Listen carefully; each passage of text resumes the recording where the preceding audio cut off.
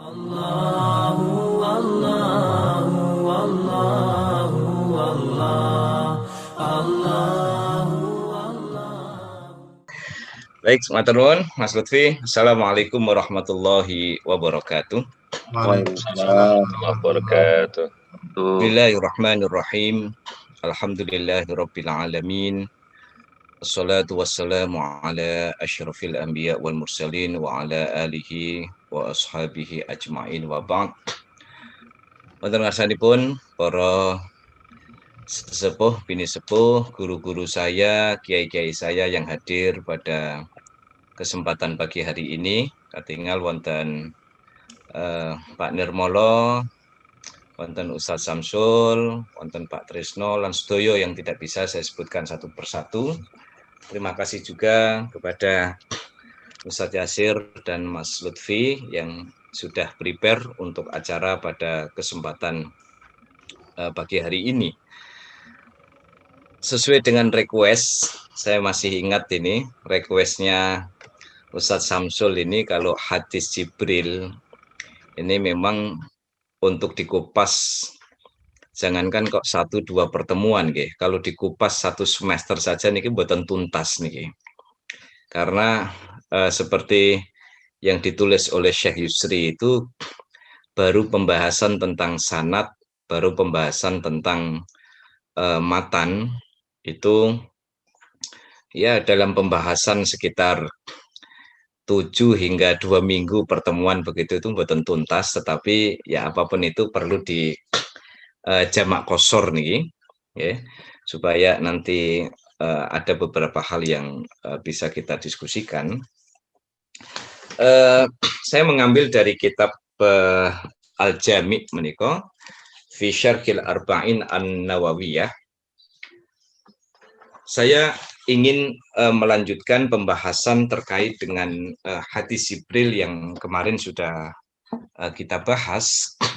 Secara umum bahwa hadis Jibril ini merupakan salah satu hadis terpenting, karena hadis Jibril ini merupakan hadis yang di dalamnya berisi tentang komponen-komponen penting di dalam beragama. Pada pertemuan sebelumnya, sedikit saya sudah menyampaikan terkait masalah bagaimana marotib atau tingkatan-tingkatan di dalam beragama itu. Pertama memang dimulai dalam level Islam. Islam itu sebagai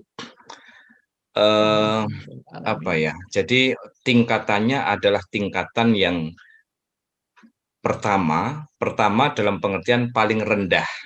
Paling rendah ini bukan berarti kemudian ada yang lebih tinggi dari itu, tidak, tetapi sebagai sebuah proses atau step yang harus dimiliki oleh seorang muslim itu. Yang pertama adalah levelnya adalah level Islam. Yang kedua adalah levelnya level iman, dan yang ketiga adalah levelnya level ihsan. Inilah kemudian yang mendasari kenapa di dalam hasanah keislaman itu dikenal ilmu syariah dan ilmu ihsan. Jadi kalau ilmu syariah itu ilmu yang bisa dipelajari, ilmu yang proses pengayaan hasanahnya itu bisa ditempuh baik melalui telaah literasi maupun melalui proses-proses praktek ibadah di dalam kehidupan sehari-hari.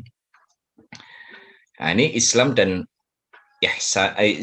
iman ini biasa disebut dengan ilmu syariah.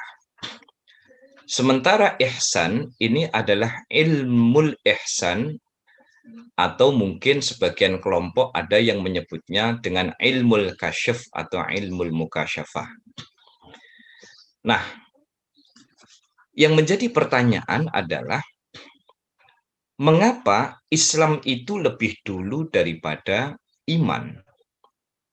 Setelah Islam, iman, baru kemudian levelnya adalah level ihsan. Yang pertama adalah level Islam, karena Islam ini atau al-Islamu itu levelnya adalah pada Ya, saya coba sambil baca makhotnya atau ibarahnya ini, ya. Karena disebutkan di sini bahwa Islam itu berhubungan dengan amal.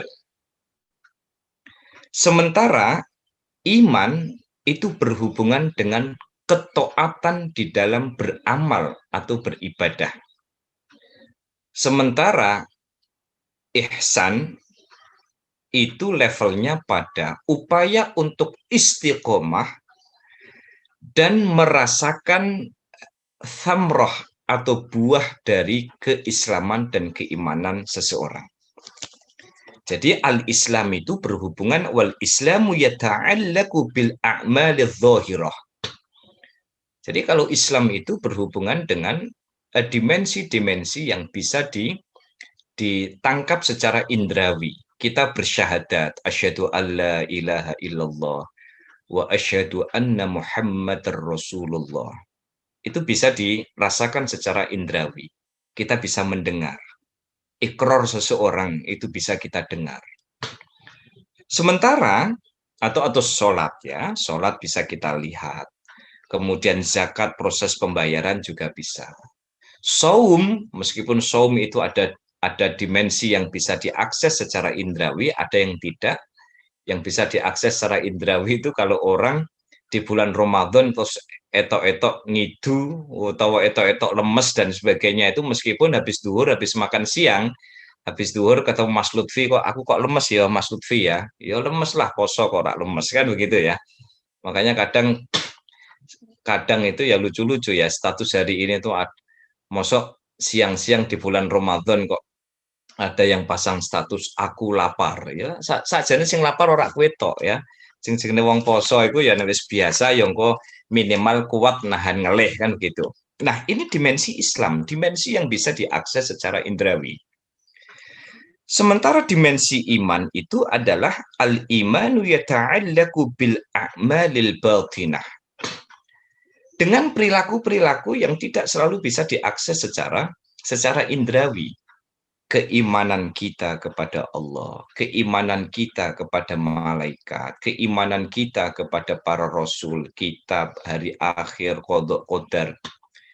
Ini menyangkut kepada kemantapan hati ya, untuk kemudian tetap teguh mengimani apa yang selama ini memang tidak selalu bisa diakses secara indrawi.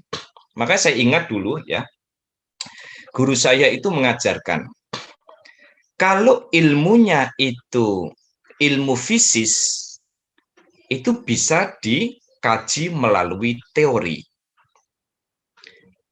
Jadi kalau fisis itu teori, bagaimana menteorikan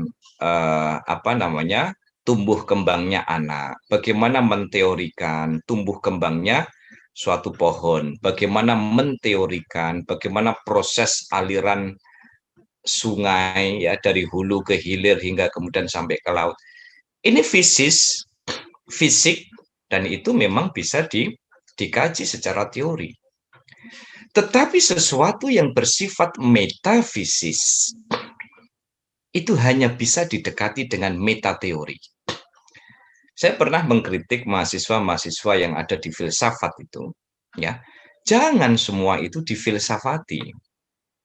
Kalau kita ini selaku umat Islam itu ya sesuatu yang fisis silakan difilsafati.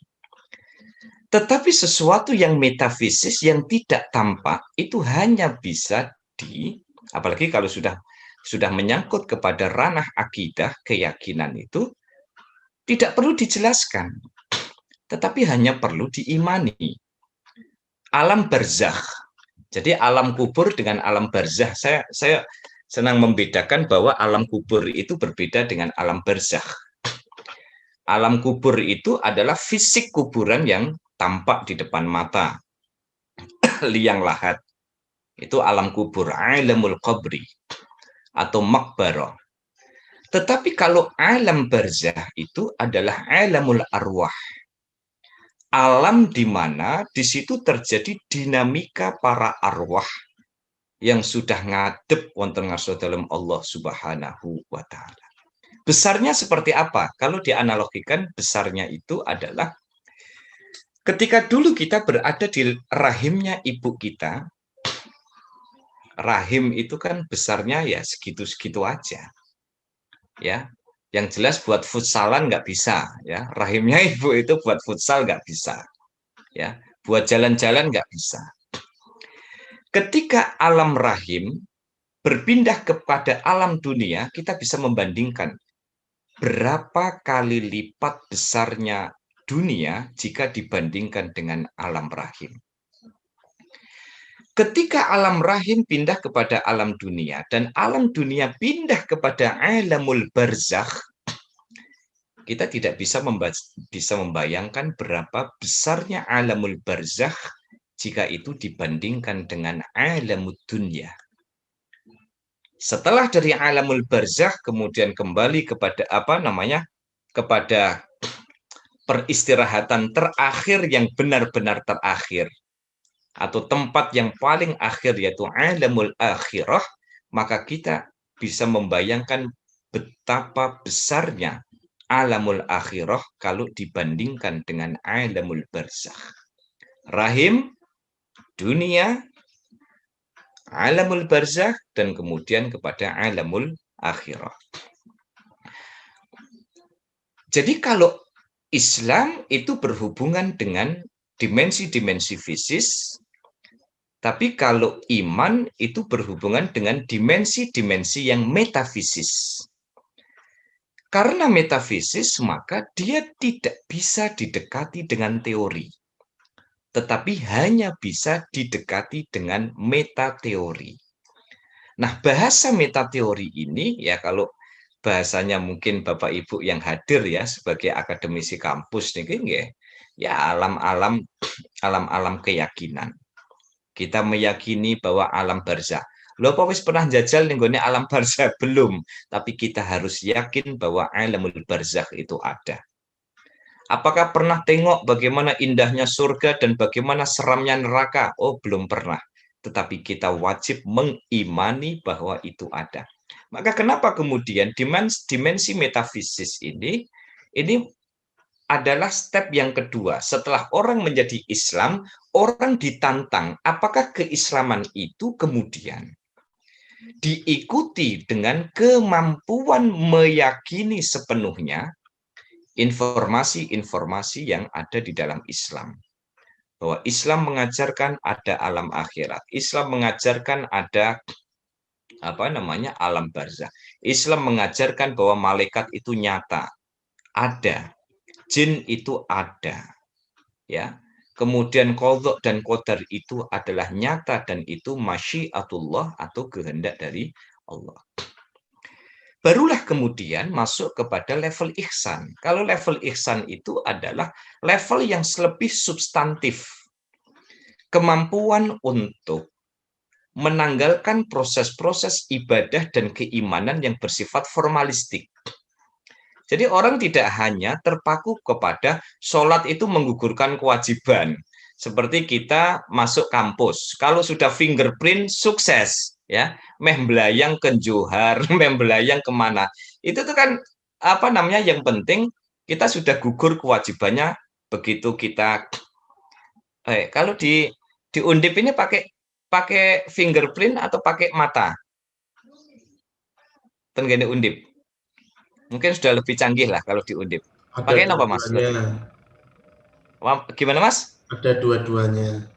Oh, jari oke, mata oke. Ya. Oh gitu ya. Nah, jadi kalau ihsan itu dia levelnya adalah bagaimana kemampuan seseorang untuk mengambil substansi dari keislaman dan keimanan yang dia yang dia lakukan dan yang dia yakini. Nah, ini secara umum karena ini adalah tambahan-tambahan catatan-catatan terkait dengan kenapa kemudian pada hadis Jibril itu Islam itu lebih dulu daripada iman, setelah iman baru kemudian ihsan.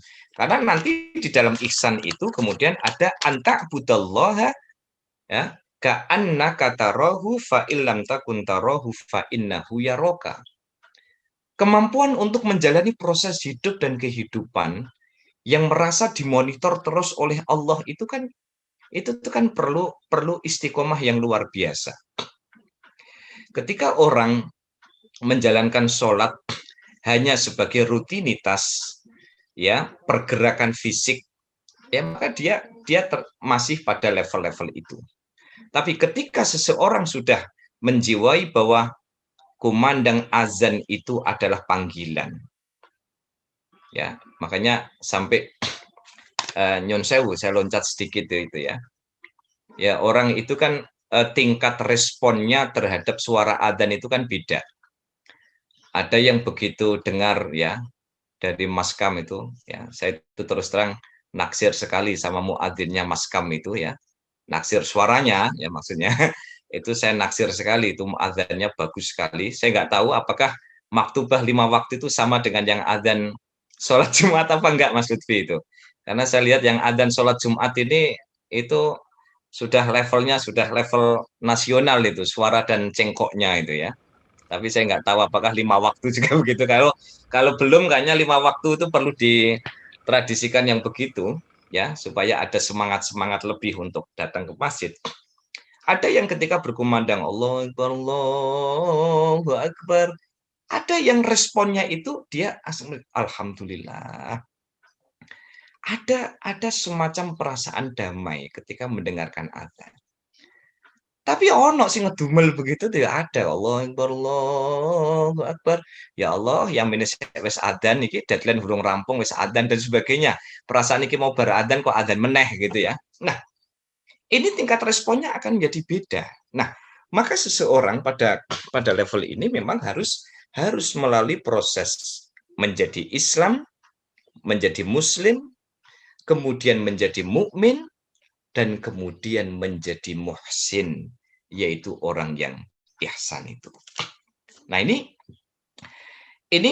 memberikan satu penjelasan kepada kita bahwa ihsan itu secara sederhana adalah kemampuan seseorang untuk benar-benar omnipresent, menghadirkan Allah di dalam seluruh proses kehidupan yang kita jalani ini. Beda kalau orang ngajar itu ya bisa ibadah mahdhah, bisa ibadah ghairu mahdhah. Orang yang ngajar itu ada yang memposisikan yang penting 2 SKS dirampungkan dalam 1 semester. Mahasiswa itu meh mudeng, rak mudeng, meh paham, nggak paham, wis urusan. Sementing 16 pertemuan sudah saya selesaikan ada. Tapi ada yang kemudian memiliki tanggung jawab moral. Bagaimana saya memastikan bahwa anak saya benar-benar mampu menangkap materi yang saya sampaikan dengan baik. Bagaimana kemudian output dari mata kuliah yang saya ajarkan harus benar-benar memberikan dampak positif kepada anak didik saya. Ini tanggung jawab lebih kepada tanggung jawab moral. Nah, makanya di dalam ihsan itu ada 2 peringkat, ada 2 derajat.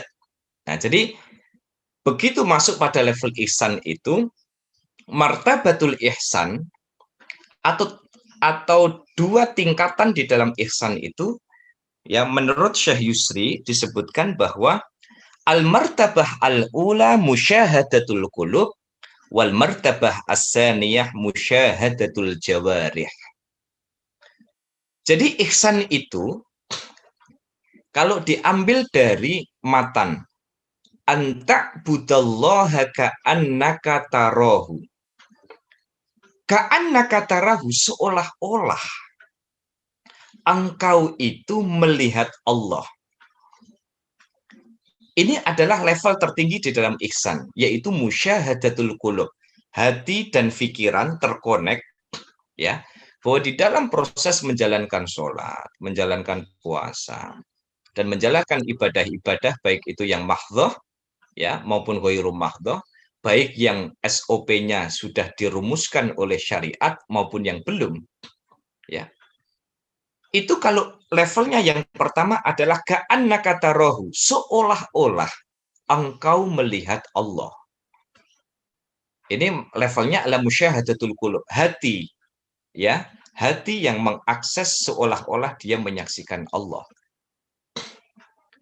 Lah level yang kedua atau al-martabah as-saniyah, saya bukain. Wal martabatus saniyah musyahadatul jawarih. Jadi musyahadatul jawarih itu kalau tadi yang main adalah hati, kalau musyahadatul jawarih itu fa innahu yaroka. Jadi kalau fa innahu yaroka, ya sudah, kalau misalnya kau tidak bisa melihat Allah, fa innahu yaroka, sesungguhnya Allah itu melihatmu. Karena kita dilihat Allah, akhirnya apa? Akhirnya ketika kita takbir, Allahu Akbar, wis diwapi-api nolah piye carane takbir ini sebagus mungkin, ya. Lalu kemudian ketika sholatnya itu sholatul jahri, sholat dengan jahar, ya. Lalu kemudian bacaan Al-Quran itu dilantunkan sebaik mungkin sesuai dengan tajwid, sesuai dengan makharijul huruf. Bismillah, misalnya begitu ya. Kenapa? Oh, kita dilihat Allah nih. Jadi kalau kita dilihat Allah, fokusnya kemudian adalah kita memperbaiki kualitas gerakan fisik kita. Ini sudah masuk pada ihsan, tetapi ini level yang kedua.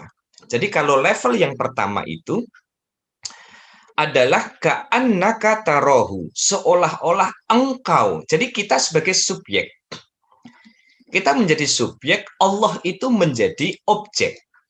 Ka'annaka tarohu, seolah-olah engkau itu menyaksikan Allah. Jadi kita merasakan, ya, kita berada di depan kebesarannya Allah, ya. Kita tidak ada kekuatan, la haula wala quwata illa billah, nggak ada kuasa, nggak ada kekuatan, nggak ada kemampuan illa billah, kecuali itu karena dikehendaki oleh Allah Subhanahu wa Ta'ala. Kita merasakan itu. Makanya masuknya ini adalah musyahadatul qulub. Nah, kalau seseorang tidak bisa melihat dan merasakan kehadiran Allah, maka level yang kedua, wal martabatus saniyah musyahadatul jawarih, itu adalah fokus kepada upaya memperbaiki kualitas pergerakan fisik atau aktivitas fisik. Ya. Nah, kalau pada level ini, maka kita memposisikan sebagai objek. Allah melihat kita, bukan kita melihat Allah. Kalau kita melihat Allah, itu sudah secara otomatis hati, pikiran, lalu kemudian seluruh yang dia lakukan ini benar-benar merasakan dengan kehadiran Allah. Sementara kalau level yang kedua, wal martabatus saniyah, itu adalah pada pada memposisikan seseorang itu sebagai objek. Jadi kalaupun kita tidak melihat Allah, Allah sesungguhnya melihat kita. Ya. Nah, makanya di situ qala Ibnul Qayyim, al-ihsanu a'la maqamatiddin. Makanya wajar bahwa ihsan itu adalah a'la maqamatin. Jadi makom-makom beragama yang paling tinggi itu adalah ketika seseorang itu mencapai kepada derajat ihsan. Nah, para asatid, ya, guru-guru saya yang saya muliakan, oleh karena itu maka ketika posisi-posisi ini bisa kita pahami, maka ini bagian dari ikhtiar kita bagaimana, ya, kemudian proses ini step awal, ya, mulai dari step Islam menjadi mukmin, menjadi muhsin, ini menjadi bahan evaluasi kita bersama. Jadi tidak perlu bagaimana kita mengevaluasi orang lain, ya, apakah orang lain. Jadi itu prosesnya tidak sama dengan proses akreditasi yang harus bikin buram, ya. Itu menyangkut kejujuran kita, menyangkut kemampuan istiqomah kita, ya. Makanya Islam itu fokus kepada amalnya, kemudian iman itu adalah fokus kepada konsistensi ketaatannya, lalu kemudian ihsan itu kemampuan kepada hal yang lebih substansi, yaitu kemampuan untuk merasakan kehadiran Allah. Kalaupun itu tidak bisa ditangkap atau dicapai, maka kita dituntut untuk mampu menanamkan satu kepercayaan fa innahu yaraka, maka sesungguhnya Allah itu adalah melihat kita. Hadirin hadirat yang dimuliakan Allah Subhanahu wa taala. Itu catatan yang pertama. Catatan yang kedua adalah, karena ini adalah pelengkap ya, bukan pelengkap ya, tambahan dari apa yang belum saya sampaikan pada pertemuan sebelumnya ya. Ini karena bentuk takdim saya, tawaduk saya atas requestnya Ustaz Samsul ya. Karena kalau dan yang lain juga ya, karena kalau Ustaz Samsul sudah dawuh ini berarti sabdo langit ya, ini harus ini ya, harus di follow up supaya tambah keberkahan ilmunya. Yang kedua adalah tentang rahasia. Kenapa di dalam hadis Jibril ya, di situ malaikat Jibril ketika bertanya kepada Rasulullah tentang qadar. Kenapa ketika Rasulullah menyebut iman kepada Allah itu antu minabillahi wa malaikatihi wa kutubihi wa rusulihi. Tapi kenapa ketika sampai kepada qadar Rasulullah menyebutkan kembali kata-kata tu'minu. Ya. Jadi di sini disebutkan kembali kata-kata tu'minu. Jadi antuk mina ya, antuk mina billahi, sampai kemudian ketika al-qadar itu kenapa kok Rasulullah menyebutkan kembali kata-kata tu'min. Hendaknya engkau beriman ke, ini kalau diterjemahkan secara apa namanya, secara bahasa, hendaknya engkau ketika ditanya apa itu iman, Rasulullah menjawab, hendaknya engkau beriman kepada Allah, kepada malaikat, kepada Rasul, kepada kitab, kepada hari akhir. Tapi ketika tiba pada Al-Qadar, Rasulullah menyebut kembali kata-kata tu'min. Kenapa kok enggak disamakan saja dengan depan antuk minabillahi wa malaikati wa kutubi wa rusulihi ya, kitab dulu rusulihi wal yaumil akhiri wal qadari. Tidak langsung pada wal qadari, tetapi wa tu'mina bil qadari. Nah, di sini disebutkan ma asruhuna fi i'adatin nabiyyi sallallahu alaihi wasallam al-fi'la tu'min. Apa rahasia Rasulullah menyebut kembali kata tu'min? Sebagaimana ketika Rasulullah menyebut kata billahi itu didahului dengan tu'min. Tapi ketika Rasul, ketika kitab, ketika hari akhir, Rasulullah tidak menyebut tu'min. Ya. Nah, di sini ada penjelasan yang saya kira cukup menarik yang disampaikan oleh apa namanya, Syekh Yusri. Wakila imma li bu'dil ahdi tadhkiran bihi wal ihtimami bi sya'nihi idh la ya'lamuhu illa mahirun bi umurid dini. Jadi ketika Rasulullah itu menyebutkan kata tu'min kembali, ketika menyandingkan kata al-qadar, karena di situ ingin mengingatkan kepada manusia bahwa dalam realitas kehidupan, imanilah bahwa itu semua terjadi karena Allah, bukan karena kita mampu. Kita memiliki ilmu bukan karena kita pintar, tapi karena Allah memberikan ruang, kesempatan, kesehatan, waktu, ya, rezeki, sehingga kita bisa melakukan tholabul ilm. Ketika kita memiliki rumah, ketika kita memiliki mobil, ketika panjenengan punya investasi tanah di mana-mana, itu bukan karena tunjangan sampean besar, ya, tunjangan panjenengan gede. Bukan karena remunerasinya gede, bukan, tapi karena ada proses kemudahan yang diberikan oleh Allah sehingga mendapatkan remun, sehingga mendapatkan tunjangan fungsional, sehingga mendapatkan gaji, sehingga mendapatkan ABCD.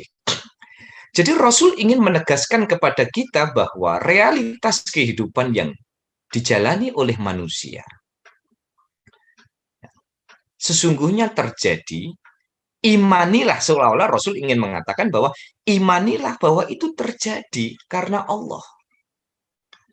Ya, bukan karena kita pintar lah. Kalau kita hanya mengandalkan, ya, makanya godaan orang pintar itu ya biasanya muncul al-kibru, rasa takabur. Nah, ini hati-hati. Oke. Karena orang itu kalau sudah merasa pintar, apalagi sudah titelnya lebih panjang daripada namanya, ya. Saya pernah itu pas acara apa gitu, ya, saya lihat daftar hadir itu namanya itu cuman Hamid, ya. Namanya cuman Hamid, cuman titel di depannya ini banyak. Ada profesor, ada doktor, ya, ada insinyur, ada hajinya. Wes, ini yang depan ini. Kemudian yang belakang, ya, yang belakang itu, ya, ada titel S1-nya itu kalau nggak salah 2 apa 3.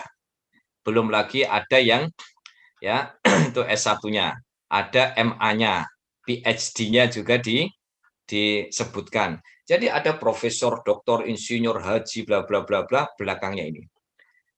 Nah, Rasulullah ingin mengingatkan kepada kita bahwa seluruh realitas kehidupan yang kita jalani hari ini, kita dituntut oleh Rasulullah untuk iman bahwa ini semua terjadi karena ada yang menghendaki, bukan karena kita yang menghendaki.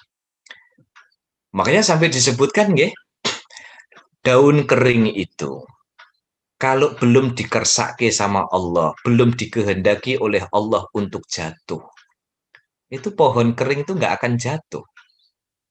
Kalau orang yang kritis dia akan bilang, loh itu kan disapu oleh angin. Loh, angin itu kalau belum didhawuhi sama Allah juga nggak berhembus. Oh, ada yang ngunggahi lagi.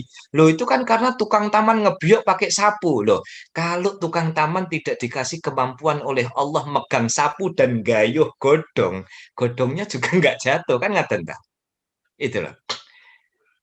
Nah, makanya Rasulullah betul-betul ingin memberikan satu stressing dalam masalah al-qadar itu bahwa ini bukan tanpa rahasia ketika Rasul menegaskan waktu minabil qadari. Imanlah kepada Allah bahwa al-qadar, seluruh realitas yang dihadapi manusia tidak mungkin terjadi kalau bukan karena kehendak Allah Subhanahu wa taala. Makanya nggih, tinggal pinter-pinter kita noto ati, ya Allah. Alhamdulillah paringi kesempatan jadi dosen, akhirnya investasi akhiratnya dengan mengamalkan ilmu. Alhamdulillah dikasih kesempatan Allah tolabul ilmi, sehingga secara administratif titel yang dia punya memberikan ruang untuk mengamalkan ilmu dalam skup yang lebih luas gitu. Jadi kalau pinter noto ati itu bukan sekolah karena titel mboten, tapi karena titel itu menjadi alat untuk pengabdian kepada ilmu dengan skup yang lebih luas. Kan ngeten. Nah, itu tinggal pinter-pinter kita noto ati. Karena apa? Hari ini kecuali orang yang sangat luar biasa ilmunya, doktornya doktor honoris causa, dia dipakai di mana-mana. Mungkin karena keilmuannya dia mendapatkan kepercayaan dari publik sehingga ngisi seminar di mana-mana, atau bahkan ilmunya itu sudah level atau bahkan melampaui profesor-profesor misalnya, gitu. Tetapi di luar itu dengan kemampuan-kemampuan yang pas-pasan, bukan kemampuan yang pas-pasan, sebagai ikhtiar dari syariat itu adalah, oh ternyata untuk jadi dosen secara administratif sekarang itu berarti minimal harus S2 misalnya, atau minimal harus S3. Jadi kita tempatkan bahwa ini adalah bagian dari proses yang harus kita ikhtiari, bahwa dengan mendapatkan titel berarti kita memiliki alat supaya perjuangan kita bisa lebih luas. Karena sekarang sepintar apapun ya, kalau kemudian orang itu tidak memiliki titel ya, lalu ngelamar pekerjaan ya, yang namanya tendik itu kan mengikuti aturan hitam di atas putih. Minimal harus kan ngaten nggih Pak nggih, kurang lebih kan begitu. Nah, maka kita menempatkan posisi ini adalah sebagai posisi bahwa inilah salah satu ikhtiar yang bisa. Nah, oleh karena itu maka masirruhu nabi i'adatin nabil fi'la tu'min. Jadi menyadarkan, Rasul ingin menyadarkan kepada kita bahwa yang disebut dengan al-qadar itu terjadi karena kehendak Allah, sehingga kita dituntut untuk mengimani. Para hadirin hadirat, terkait dengan al-qadar. Terkait dengan al-qadar, pertanyaannya adalah, di sini ada pertanyaan ya. Kenapa di sini ya? Kenapa al-qadar itu disebutkan walam yuzkar al-qadha'u fil hadisi? Kenapa kok redaksinya Rasulullah itu kok bukan watu minabil qadha'i wal qadari, tetapi watu minabil qadari khairihi wa syarrihi. Ini ada beberapa alasan-alasan kenapa Rasul tidak menyebutkan al-qadha. Awalan, annal iman bil qadari yastalzimul iman bil qadha. Jadi karena keimanan kita kepada qadar itu secara otomatis menuntut adanya keimanan terhadap qadha, yaitu keputusan Allah. Ya, makanya di antara beberapa ulama ada yang secara sederhana itu ya membedakan antara qadha dengan qadar. Kalau qadha itu keputusan Allah. Kalau qadar itu adalah di tingkat realisasinya. Al-qadha itu adalah sesuatu yang sudah digariskan oleh Allah. Tapi kalau al-qadar itu adalah realitas kehidupan yang dihadapi oleh manusia. Jadi, pertanyaan kenapa kemudian al-qadha tidak disebut, sementara al-qadar ini disebut, karena orang yang mempercayai qadar itu secara otomatis harus mempercayai al-qadha. Bahwa qadar ini terjadi bukan karena kemampuan kita, tetapi qadar ini terjadi karena ini kehendak dari Allah Subhanahu wa taala. Ya. Makanya di sini ada tingkatan-tingkatan qadar. Bagaimana sih sebenarnya satu proses realitas kehidupan manusia itu terjadi? Itu melalui 4 tahap. Ada tahapan-tahapan di dalam al-qadar, ya. Ada tahapan-tahapannya. Maratibul qadari arba'atun. Jadi tingkatan qadar itu ada 4 hingga akhirnya menjadi realitas, menjadi kenyataan di dalam hidup. Itu kurang lebih stepnya ada 4. Yang pertama adalah ilmun. Ai bimakna ilmullahi. Ilmun. Ini adalah pokok dari segala pokok. Induk dari segala induk. Bahwa qadar itu didahului karena adanya ilmullah atau ilmu Allah Subhanahu wa ta'ala. Ini tingkatan yang pertama, qadar itu adalah ilmun. Tingkatan yang kedua adalah apa yang ada di dalam ilmunya Allah itu kemudian wa kitabatun, ditulis di dalam Lauhul Mahfuz. Ya, di dalam Lauhul Mahfuz. Jadi setelah ilmun, jadi ini semua adalah apa? Wa ilmullah, ilmunya Allah ini adalah apa ya, sesuatu yang unlimited ya, tidak terbatas, tidak bisa dihitung dengan kalkulator manapun kebesaran Allah ini. Jadi tingkatan qadar itu ilmun, yang kedua adalah wa kitabatun. Setelah ilmun kemudian ditulis, wa kitabatun, ditulis oleh al-qalam. Jadi Allah itu memiliki pulpen. Ya, tapi jangan tanya pulpennya Allah itu mereknya Pilot atau Snowman. Tapi Allah itu memiliki pulpen, memiliki pena, termasuk pena yang menuliskan seluruh ya kodoknya Allah, kodok dan qadar yang akan diberikan oleh Allah kepada segenap makhluk. Nah, itu wa kitabatun. Level yang kedua adalah ditulis. Level yang ketiga adalah wa khalqun. Diciptakan, diadakan. Sesuatu itu menjadi eksis. Sesuatu itu mungkin menjadi fisis. Ya. Dan level yang keempat adalah wa masyiatun, dan kehendak. Ini tingkatan-tingkatan di dalam qadar. Ya, ilmun, wa kitabatun, wa khalqun, wa masyiatun. Mari kita lihat bagaimana simulasi dari Al-Qadar ini. Bagaimana kemudian sebuah kejadian itu kok bisa terjadi. Itu yang pertama adalah ilmun. Ilmun bahwa Allah itu zat yang menciptakan alam semesta. Ya, Allah itu zat yang menciptakan alam semesta. Ya, alam itu di sana ada tumbuh-tumbuhan, di dalamnya ada emas, ya. Kemudian ada lautan, di dalam lautan itu ada. Nah, itu sebelum terjadi itu sudah ada di dalam ilmullah, ilmunya Allah.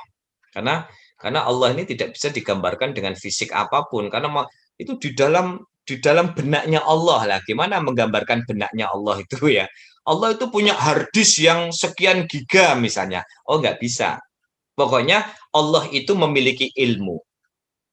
Setelah memiliki ilmu, wa kitabatun, ilmunya Allah ini kemudian ditulis di dalam Lauhul Mahfuz.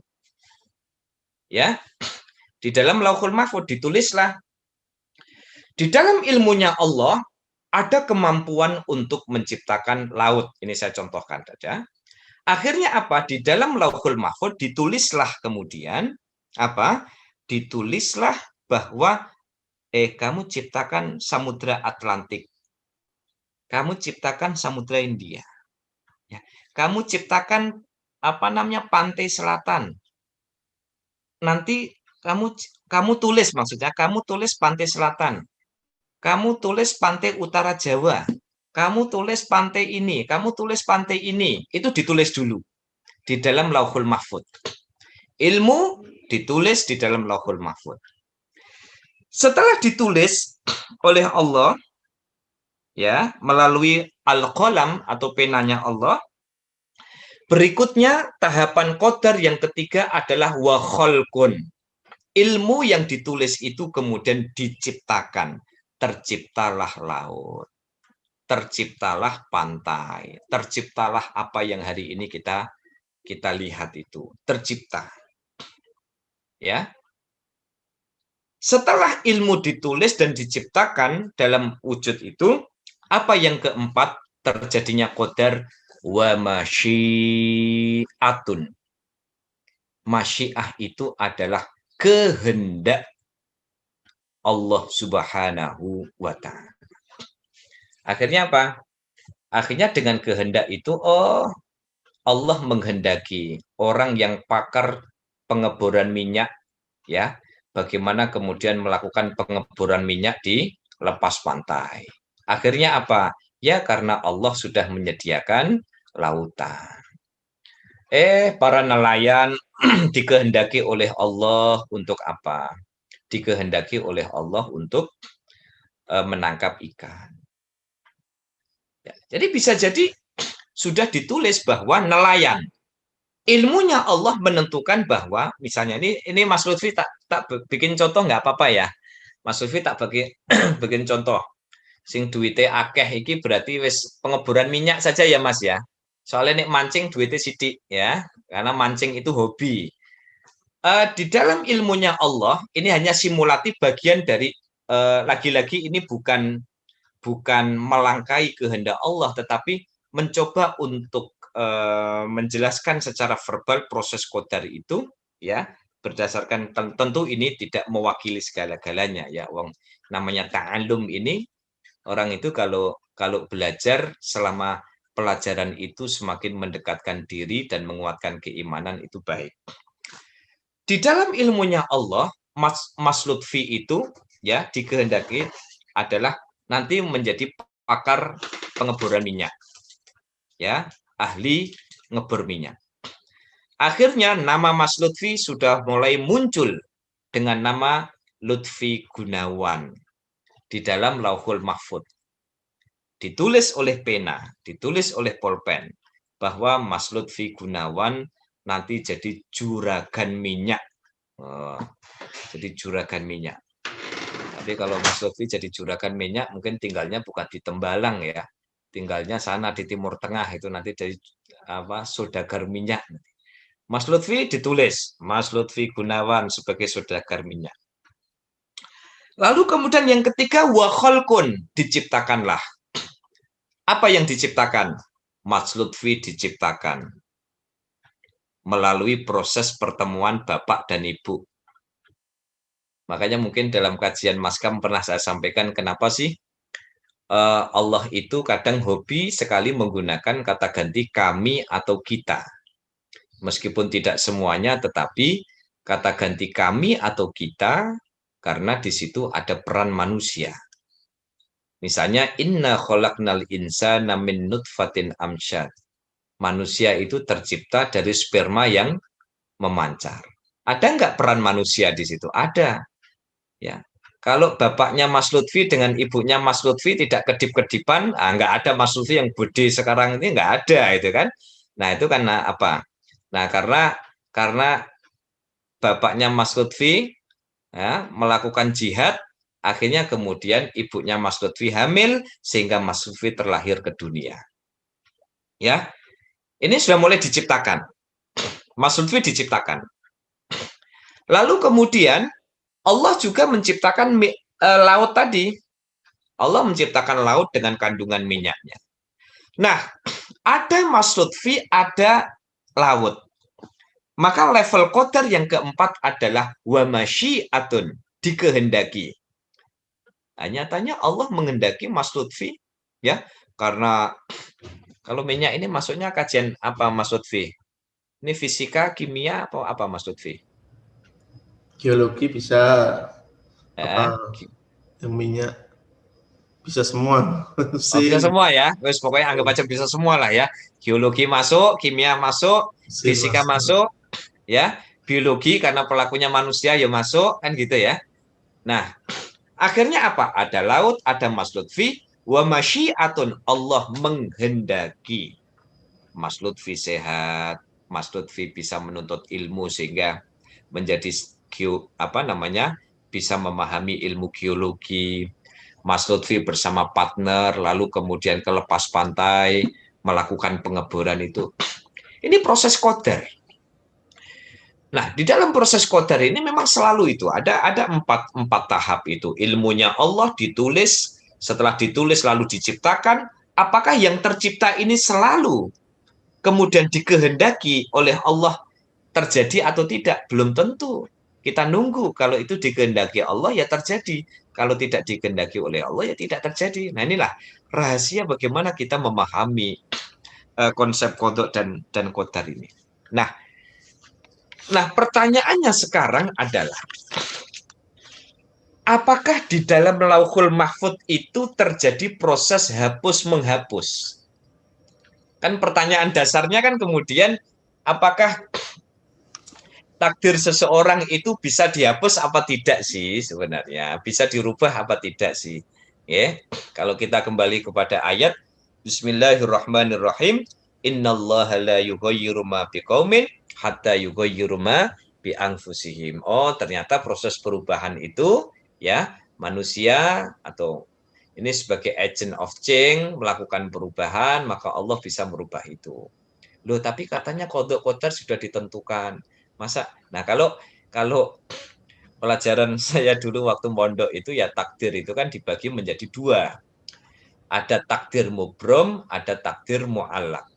Kalau takdir mubrom itu adalah takdir yang tidak bisa dirubah.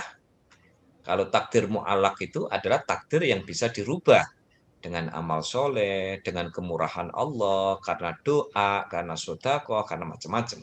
Ya kan gitu ya. Ini sudah saya terangkan pada pertemuan sebelumnya. Di sini Syekh Yusri memberikan hasanah yang luar biasa. Beliau mengatakan bahwa Lauhul Mahfud itu tidak ada, ya, di situ tidak terjadi proses hapus menghapus. Yang terjadi proses hapus menghapus itu adalah pada level suhuf, naskah yang dipegang oleh malaikat. Nah itu. Jadi kalau dulu ya, ketika saya ya ingat ini jadi mengingatkan pelajaran tauhid dulu ya dengan Profesor Hasan bin Hamad ya, ketika dulu di Al Azhar itu kebetulan profesor tauhid saya itu namanya Profesor Hasan bin Hamad ya. Itu kalau ngajar itu ya bawa termos sendiri ya, isinya kopi, bawa jajan, dan setiap 15 pertemuan itu jedanya 5 menit ya, untuk makan roti sama ngopi. Nah, ini kalau tradisi ada terjadi di Undip ini ya, mungkin di foto mahasiswa, nah, kemudian di update status bisa ini. Tapi saya dulu itu 99 itu sudah biasa menyaksikan dosen itu bawa Tupperware, kemudian ya semacam termos begitu, kemudian bawa snack. Nah, beliau menjelaskan begini, bahwa bedakan antara lauhul mahfud dengan suhuful malaikah. Seluruh proses kejadian mulai dari munculnya makhluk ya, munculnya dunia seisinya sampai dengan datangnya hari kiamat itu sebenarnya sudah ditulis di dalam lauhul mahfud. Ya. Lauhul mahfud. Nah, apa yang ada di dalam lauhul mahfud itu tidak terhapus. Yang terhapus itu adalah konsep-konsep dari lauhul mahfud yang sudah diberikan kepada malaikat. Ya. Kalau dulu beliau mengatakan itu salah satu tugasnya malaikat Jibril dan malaikat Mikail. Jadi misalnya nih, naskah induk ini tidak ada tipekan, ya, atau tidak dihapus. Tapi naskah induk ini penjelasan teknisnya itu diberikan tidak di situ, tetapi diberikan kepada naskah yang dibawa oleh malaikat. Nah, yang dirubah itu bukan lauhul mahfudnya, tetapi naskah-naskah petunjuk teknis, juknis, ya, yang ada di tangan malaikat. Nah, di sini wilayah takdir mu'alak, yang dimana takdir seseorang itu bisa dirubah dengan doa, bisa dirubah dengan sodako, bisa dirubah dengan macam-macam itu. Nah, itu sesungguhnya proses perubahan itu tidak terjadi di lauhul mahfud, tetapi terjadi di suhuful malaikah, atau di dalam naskah yang dipegang oleh malaikat. Nah, itu. Nah, jadi bagaimana kemudian ini kita pahami secara umum, oh luar biasanya hadis Jibril ini yang memberikan informasi-informasi terkait masalah bagaimana proses Allah itu menentukan qadar hingga kemudian seluruh peristiwa terjadi di dalam kehidupan kita. Oleh karena itu, para hadirin dan hadiroh, ya, ini saya lihat ada satu ya ibu-ibu ini ya, Bu Linda Krisnawati ya. Kesimpulannya yang pertama ya, bahwa betapa kaya hasanah yang disuguhkan di dalam hadis Jibril ini. Maka betul hadis Jibril ini kalau dikaji, ya kalau cuman sekedar 2 SKS begitu nggak akan pernah selesai. Karena ini menjelaskan kodok kodar ini kalau apa adanya itu mungkin bisa 4-5 pertemuan itu mungkin itu saja mungkin belum tuntas. Maka wajar kalau disebutkan bahwa hadis Jibril ini menjadi hadis utama karena di dalamnya berisi tentang keislaman, keimanan, dan ihsan yang harus ditempuh oleh seseorang. Yang kedua, leveling ini lebih kepada tahapan proses. Bahwa manusia pada proses awal, dia dituntut untuk menjadi muslim yang baik. Ketika muslim yang baik itu sudah bisa dia sandang, dia bisa menunaikan ajaran-ajaran sebagai muslim, ya syahadat, sholat, zakat, puasa, haji. Maka yang kedua tuntutannya adalah lebih kepada al-a'mal al-batinah. Ketaatan kita bahwa proses-proses ibadah atau rukun Islam itu sesungguhnya adalah bagian untuk investasi akhirat kita dengan menghadirkan ketaatan-ketaatan kita kepada Allah. Bagaimana iman mengajarkan kepada kita tunaikan sholat dengan landasan iman, bukan landasan formil yang hanya menggugurkan kewajiban. Tunaikan zakat karena itu keterpanggilan kita, ya karena ini adalah syariat Allah. Tunaikan puasa, ya bukan karena apa-apa, tetapi imanan wahtisaban, tetapi karena iman, ya dan taat kita kepada Allah. Ketika kita berhaji, jangan sampai kemudian huruf H yang ada di depan nama kita membuat kita lupa diri. Maka ketika iman dan Islam dan iman itu sudah tertunaikan dengan baik, maka hasilnya adalah ihsan. Di manakah posisi ihsan itu? Bisa pada musyahadatul qulub, ka'annaka tarahu. Kita sebagai subjek dan Allah menjadi objek karena kita seolah melihat Allah, ataukah fa innahu yaraka, ataukah Allah itu yang melihat kita. Tapi intinya ihsan mengajarkan kita untuk perbaiki kualitas penghambaan kita kepada Allah Subhanahu wa taala. Dan yang terakhir, hadis Jibril sudah memberikan ajaran atau informasi yang begitu komprehensif, ya, tentang bagaimana berislam, beriman dan berihsan yang baik, ya. Tapi ini semua sesungguhnya menjadi satu telaah, ya, yang penting bagi kita untuk merefresh agar kita tidak, ya, lupa dengan apa itu namanya wa ma khalaqtul jinna wal insa illa liya'budun, menghamba kepada Allah. Jangan sampai kemudian terjadi disorientasi di dalam hidup kita, ya. Karena ketika sudah mulai terjadi disorientasi di dalam hidup kita, maka kita akan kehilangan tujuan, ya, sehingga kita semakin jauh dari Allah Subhanahu wa taala. Semoga bermanfaat, dan untuk waktu selanjutnya nyadong barokah, tambahan masukan dari para asatid dan para kiai yang hadir pada kesempatan pagi hari ini. Niki anggap mawon ular-ular, bukan mau itu hasanah, tapi hanya sekedar ya sedikit berbagi, ya, terkait dengan topik pada pagi hari ini. Matur nuwun, dan saya kembalikan kepada Mas Lutfi. Assalamualaikum warahmatullahi wabarakatuh.